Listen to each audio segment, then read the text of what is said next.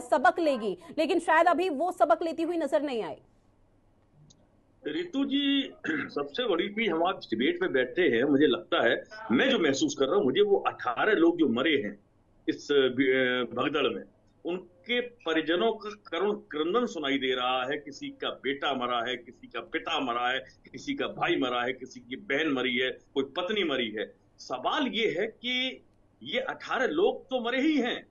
मुझे लगता है इस देश के नीति निर्माताओं की, इस देश के कर्णधारों की नैतिकता मरी है, जी। आत्मा मरी है और कर्तव्य निष्ठा मर चुकी है। मैं बड़ा सवाल उठाता हूं कि आपका पूरा नई दिल्ली स्टेशन सीसीटीवी इनेबल्ड है, और जहां सीसीटीवी आप लगाते हैं उसका एक कमांड सेंटर होता है। नई दिल्ली स्टेशन पर कमांड सेंटर है। आपके कमांड सेंटर के बैठे लोग उसके जिम्मेदार करते क्या रहे, और उनके ऊपर जो सुपीरियर अथॉरिटीज हैं, कोई मॉनिटरिंग नहीं थी कमांड सेंटर पे काम करने वाले लोगों की। जब आपको सीसीटीवी में दिखाई दे रहा है कि भीड़ अनियंत्रित स्थिति में जा रही है, आपको तत्काल उस पर एक्शन लेना चाहिए थे, प्रिकॉशनरी कार्रवाई करनी चाहिए थी, क्यों नहीं की गई? जी। अब क्या हो रहा है देश के अंदर कि सर साहब महिमा मंडन चल रहा है, जिम्मेदारियों से बच रहे हैं। मैं समझता हूं थोड़ी सी भी नैतिकता यदि सत्ताधारी दल में बची है और देश के रेल मंत्री में बची है, तमाम हादसे उनके कालखंड में हुए हैं, उड़ीसा में भी बड़ा हादसा हुआ था, अब उनको इस्तीफा दे देना चाहिए।